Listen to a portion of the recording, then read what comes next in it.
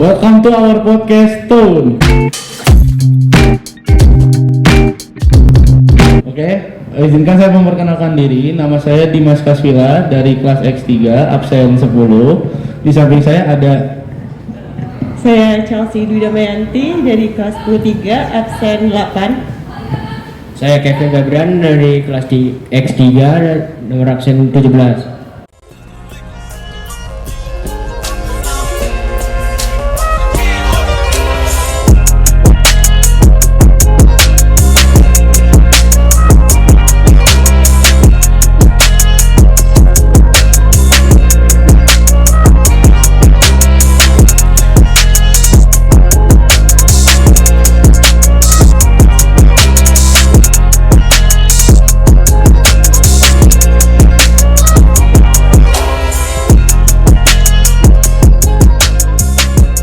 Di depan kami sudah ada dua narasumber, yaitu Ketua OSIS dan Ketua MPK. Silakan kakak-kakak untuk memperkenalkan diri. Oke, perkenalkan, nama aku Dinara Sokailila, Ketua OSIS SMA 53 Jakarta. Perkenalkan, nama saya Yeska Stridonantio sebagai Ketua MPK SMA Negeri 53 Jakarta.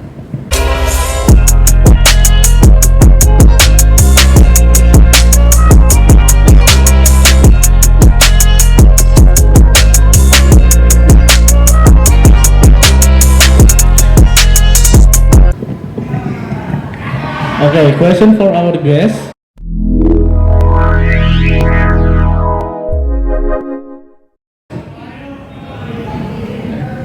Kakak tahu nggak sih apa aja kasus pembulian yang ada di lingkungan pendidikan? Oke, menurut pengetahuan aku sih, aku tahu beberapa kasus pembulian di lingkungan pendidikan. Pertama, pembulian itu ada banyak macamnya kan. Pertama ada pembulian mental, fisik, terus sekarang tuh ada dunia cyber. Jadi ada pembulian di bidang cyberbullying kayak gitu. Ada jawaban buat ini soal nomor pertama? Ya, kalau menurut aku jawabannya juga sama kayak Dinara tadi, ada beberapa macam kasus pembulian seperti yaitu kasus verbal, kasus fisik maupun cyberbullying. Oh, oke. Berarti kita bisa lanjut ke pertanyaan kedua.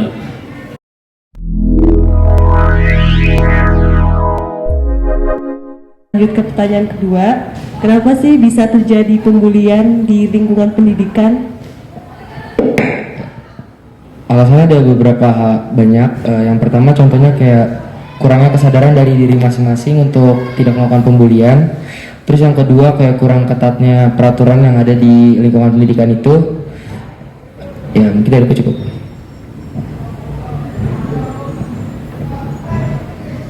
Kalau menurut aku itu kenapa bisa terjadi pembulian itu dikarenakan biasanya rasa iri gitu, kayak insecure, terus habis itu tekanan dari lingkungan, jadi lingkungan keluarga, lingkungan sekitar, bisa jadi lingkungan rumahnya dia emang banyak pembulian di situ gitu.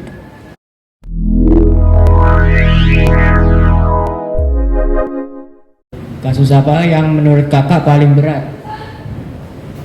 Kalau menurut aku sih pembulian fisik ya, secara fisik sama cyber. Kalau dari aku sendiri, kasus menurut aku yang paling berat itu kalau kasus yang bully mental gitu, karena itu bisa menyebabkan korbannya itu depresi, bahkan bisa sampai dia mencoba untuk bunuh diri.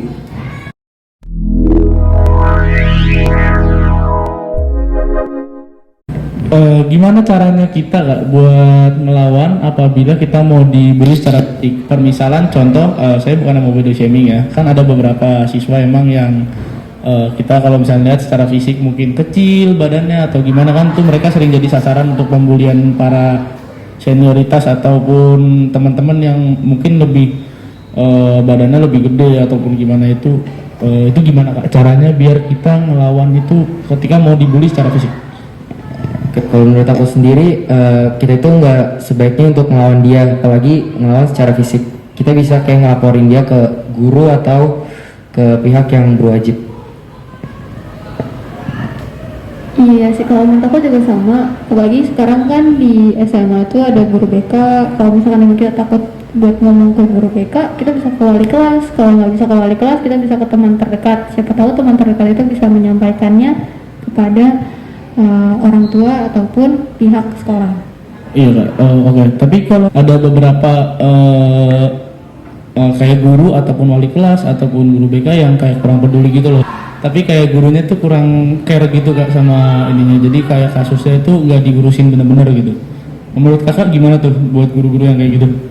Kalau menurut aku sih ya, itu kan bukan yang nggak bisa diandalkan ya, berarti emang kurang cocok sama kamu gitu kan. Kalau menurut aku, kamu bisa ngadain kampanye atau misalkan cari bantuan tapi berupa kampanye gitu. Jadi kayak kamu bikin sebaran forum atau teman-teman kamu punya teman pasti kan kayak gitu. Oke, pasti. Kamu bisa cari dukungan dari teman-teman kamu juga bisa nyebar.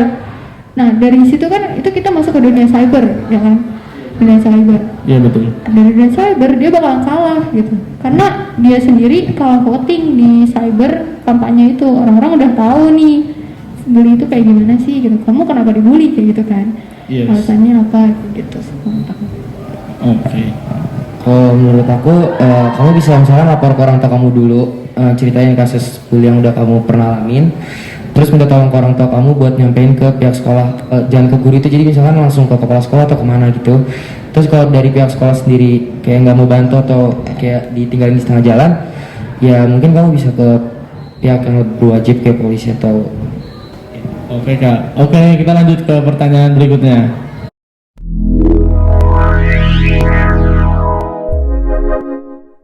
Apa aja sih hukuman yang akan kita dapat apabila melakukan pembulian? Kalau hukuman ya dari OSIS MTK sendiri sih, kita nggak bisa ngasih hukuman ke anak-anak secara sembarangan gitu kan. Tapi ada lah, kalau misalkan taunya nih anak OSIS atau MTK yang ngebully anak, nah itu pasti kena hukuman. Pertama, yang mungkin kita lakuin itu bikin tugas. Tugasnya apa sih? Tugasnya tuh bukan secara tugas gampang kayak cuman nyapu, ngepel, enggak itu. Tapi kita suruh dia ngasih ide, beri inspirasi atau beri kegiatan-kegiatan kayak gitu-gitu. Itu sih kalau dari aku. Kalau misalnya itu berarti dari apa tuh namanya anggota OSIS, berarti nanti biar bikin jerak ya Kak ya? Iya betul. Ada kemungkinan dikeluarin nggak dari OSIS Kak? Kalau kemungkinan dikeluarin, kita keep dia dulu karena kan masuk OSIS susah ya. Masuk OSIS Betul. Nah, ya. Harus banyak tahap kan, ada tahap Ya, betul. banyak tahap. Terus tahapnya nggak gampang gitu kan, terus tiba-tiba dia ngebully. Nah itu pasti kan kena juga gitu kan, kena sendiri sih kayak gitu loh. Berarti lanjut ke pertanyaan berikutnya.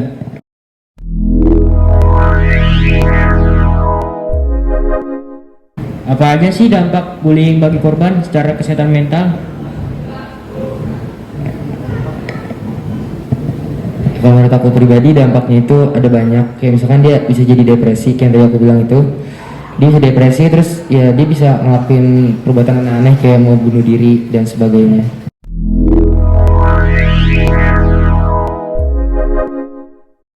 Kadang senioritas itu di sekolah kan ada ya Kak. Nah, gimana sih cara ngatasin adanya senioritas?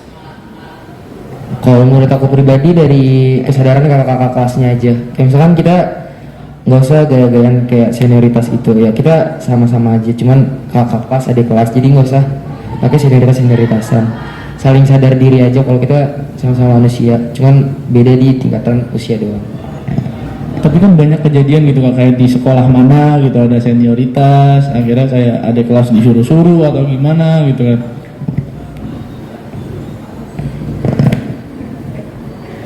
Oke. Kalau menurut aku sih ya, itu kan senioritas ini kayaknya terjadinya di jawaban dulu ya, kayak 2 tahun yang lalu. Yes. Ya kan. Iya. Nah kalau sekarang malah lebih ke junioritas sih, nggak terus. Iya, malah junioritas kayaknya ya. Soalnya menurut aku kalau misalkan emang senior kan itu kayak ya mereka mau nyari panggung gitu kan. Iya betul. Mau nyari panggung lah, atau mungkin emang mereka nggak dapet panggung, makanya mereka ngebully adik kelas atau ngejek-ngejek kayak gitu kan. Biar famous di lingkungan. Ya betul. Nah cara kita ngatasinnya itu gimana sih?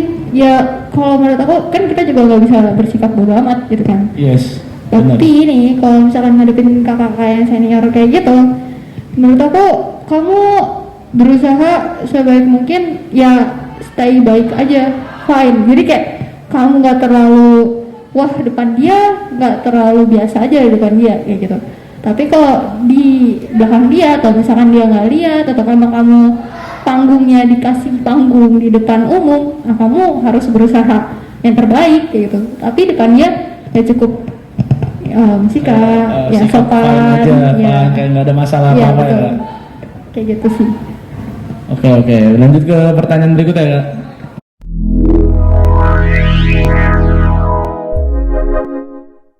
Nah, kayak saya kan pernah lihat nih Kak, ada anak yang nggak punya teman karena terbentuknya circle. Apa sih yang harus kita lakukan untuk mengatasi dunia persirkelan ini? Oke, dari dunia circle nih. Kalau circle itu biasa terbentuk karena hobi ya. Ada yang hobi, kesukaan mungkin K-pop gitu, terus Thailand, drama, Cina gitu kan.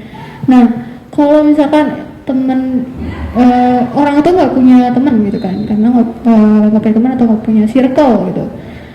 Kenapa bisa kayak gitu? Mungkin karena pertama dia salah, dia nggak terbuka gitu kan. Terus keduanya dari circle-nya sendiri, dia nggak menerima orang di luar pertemanan itu. Contoh emang suka K-pop gitu kan, terus temen itu sukanya Indonesia gitu kan, idol Indonesia lah gitu, beda dong kayak gitu. Dan apabila masuk bahasan mereka beda. Nah iya, Dan jadi nggak satu Korea, sefrekuensi. satu frekuensi. Kayak gitu sih kalau menurut aku. Cara ngatasinya sih nggak ada. Mungkin kalau misalkan dari circle itu emang nggak ada, tapi kalau bisa bahas yang di luar circle, jadi sama-sama bukan kesukaan dia, bukan kesukaan si circle ini. Kayak gitu. Contoh kayak misalkan Dimas nih, Dimas suka olahraga, aku Yes. suka kimia, tiba-tiba aku bahas biologi, kan kita sama-sama nggak ada kesukaan. Iya, nggak nyambung gitu nanti Iya. omongannya ya. Bisa kayak gitu, kalau menurut aku sih gitu. Nah, Cari jalan tengah. Iya, aku nambahin sedikit dari yang disampaikan Dinara tadi. Jadi saran aku buat anak yang gak punya teman itu join OSIS MPK aja. Join OSIS MPK aja ya kayak. Oke. Karena kalau join OSIS MPK itu kalian pasti punya banyak teman kok nanti. Oke, karena OSIS dan MPK kebetulan ramah. Oke, lanjut ke pertanyaan berikutnya ya.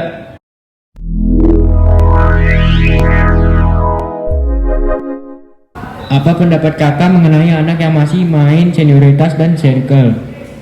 Oke, pendapat aku ya, itu ketinggalan zaman sih, kulihat gitu.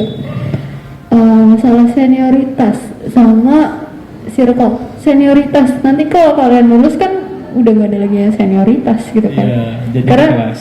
ya karena kita umur kalian mau 20 tahun, mau 19 tahun, mau 17 tahun udah kuliah, itu semua pasti digabung jadi satu, ya kan, sama-sama satu angkatan. Terus kalau yang circle juga sama sih gitu, maksudnya ya circle tuh pasti ada di mana-mana kayak gitu kan, nggak mungkin nggak ada. Cuma kalau emang circle itu lebih baik terbuka, jadi jangan menutup diri untuk hanya circle-nya aja kayak gitu sih. Oke, jadi biar circle ini terbuka biar buat untuk semua kalangan ya. Jadi nggak betul. memandang kayak dari segi harta atau dari segi kepintaran Ya.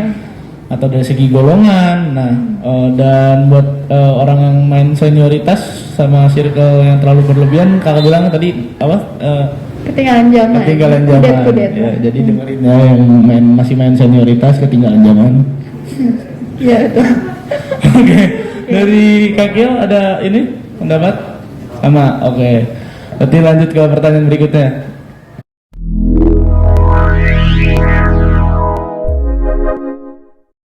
Ya, gimana pesan kakak buat para manusia yang suka ngebully? Oke, pesan aku nggak usah banyak gaya deh. Jadi mending kalian upgrade diri kalian buat ngelakuin hal yang lebih baik aja. Nggak usah mikirin buat ngebully. Di dunia ini tuh ya ada hukum karma atau hukum tabur tuai. Kayak misalkan nanti kalau misalnya kalian ngebully, ingat aja kalau nanti suatu saat kalian pikirin nanti gimana rasanya kalau kalian yang dibully. Pikirin gimana rasa korban. Jadi sebelum ngelakuin sesuatu, pikirin dulu. Sebelum bertindak harus pikir dulu. Oke, siap. Berarti harus berpikir sebelum bertindak bagi para pembuli. Oke, dari Kak Dinar atau sama kayak Kak Kia? Sama. Oke, lanjut ke pertanyaan berikutnya, Kak.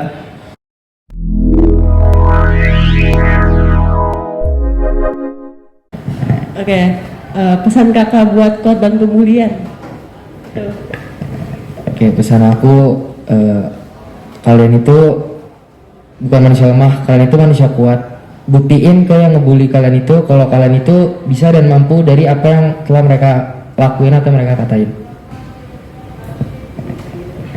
Dari Kak Dinar ada?